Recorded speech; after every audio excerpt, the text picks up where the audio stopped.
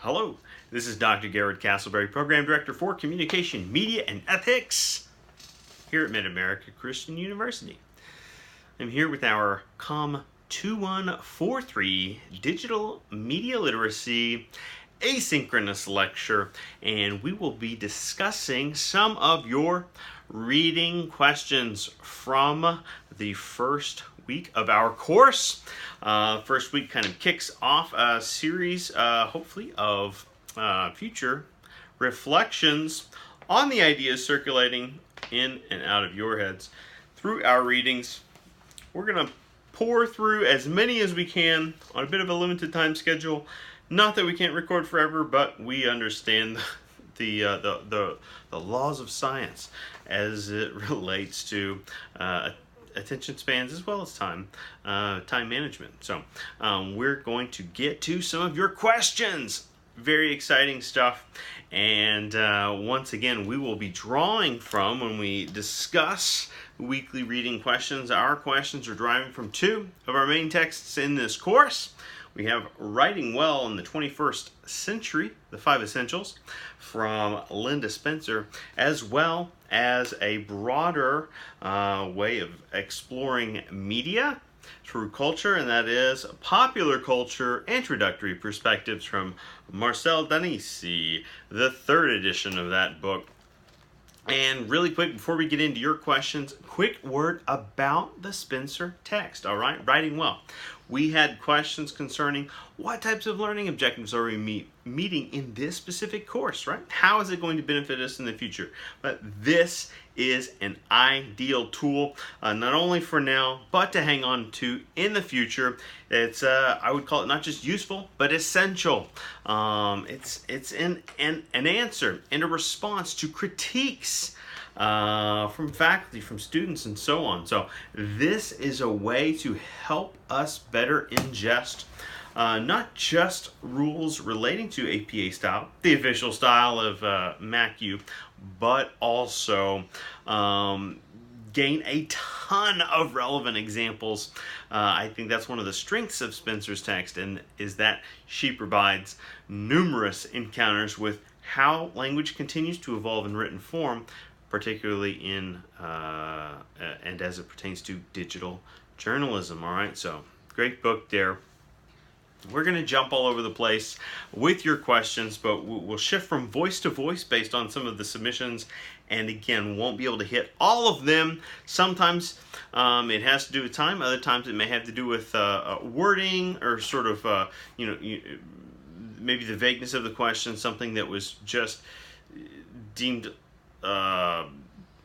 difficult to confine to a short answer response, all right? And so we want to tackle and embrace as many of your questions as possible, but we're definitely keeping an eye out for those strategic strengths that you provide as a writer. So it's an opportunity to improve our writing skills as well. Okay, so let's jump right in with some questions that Justice brings to the table. All right, so Justice is reflecting off of page 5 of the Spencer text, noting no filters exist when doing internet research. And several of you commented on this, by the way.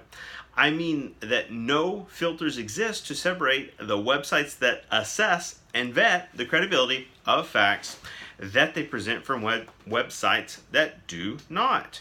All right, so references page 5. But the follow-up question is, with technology being as advanced as it is in the current day, why is being able to filter this information not an option?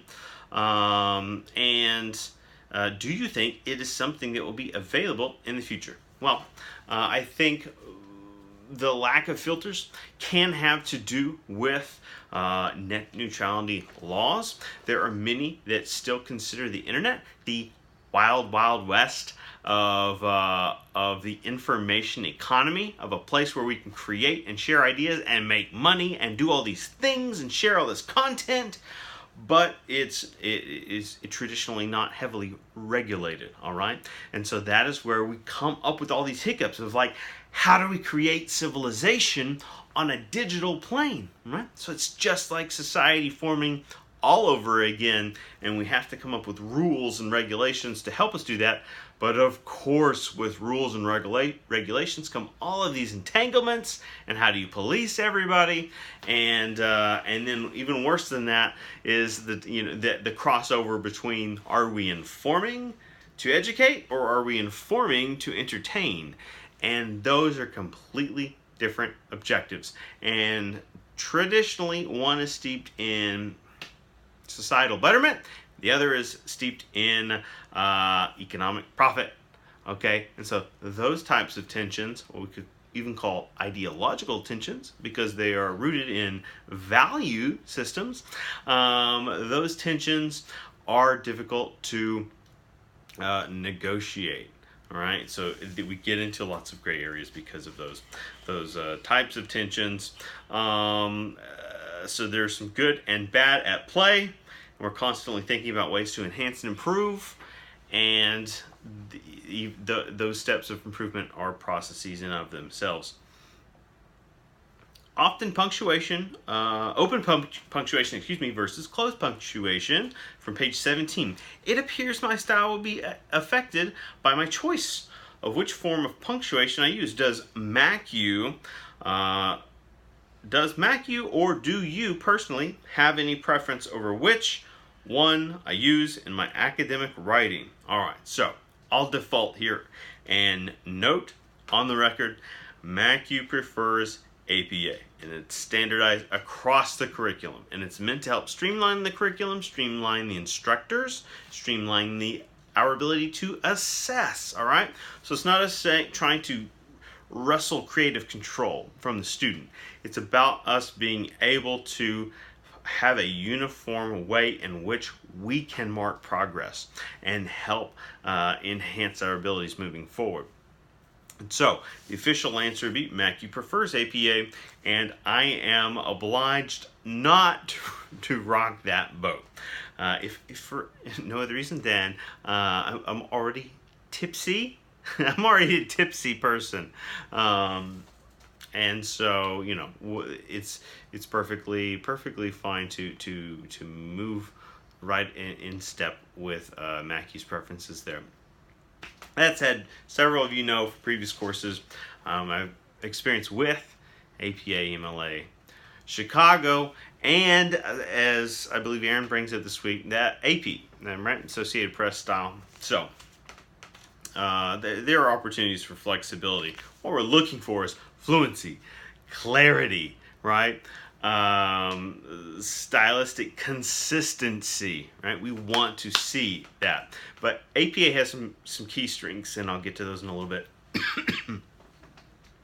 Right after some drinking sound effects.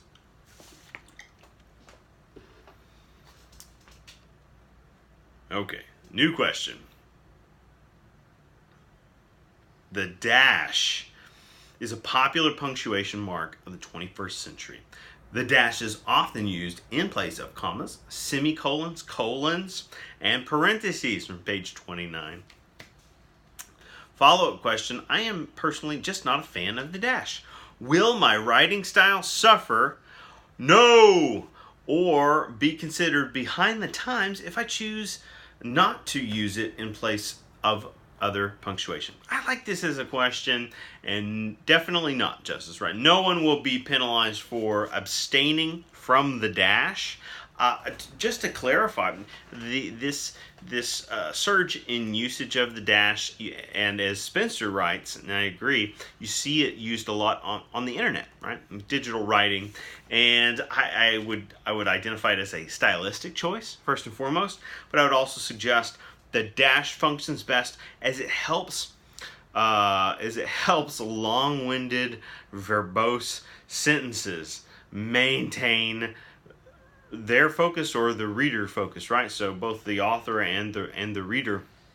It's a way to add clarity to sentence structure. It's by no means a necessity. In fact, it can be used in ways that hinders the flow of the reading. So, if you don't feel comfortable employing dashes, steer clear of them. That's absolutely fair.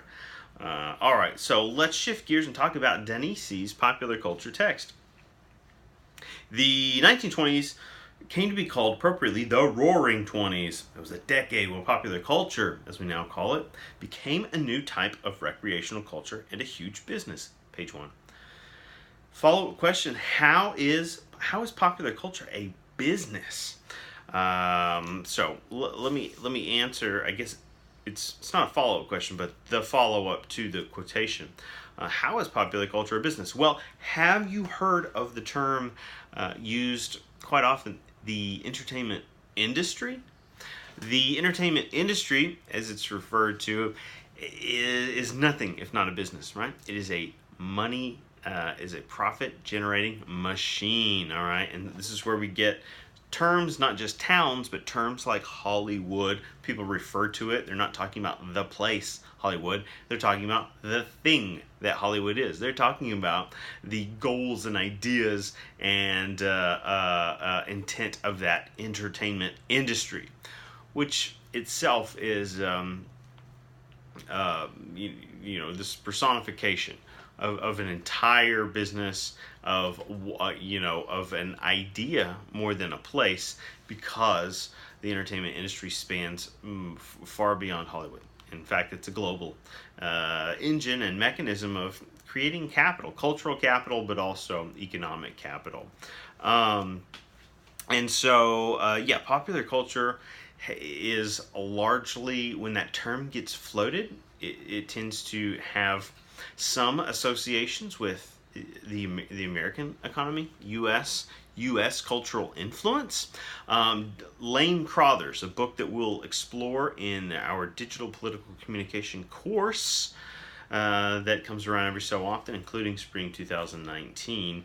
Lane Crothers writes about the role of popular culture on the global level, and he identifies it correctly as a form of soft power. All right, so just as we're reading about the difference in high and low culture, there's two other oppositional terms, because I know we've been writing and talking about oppositions lately. Oppositional terms include soft and hard power. Okay, so a soft way to send a persuasive message out there. But the other question listed includes follow-up question: Are trends defined as popular culture if they generate profit sales?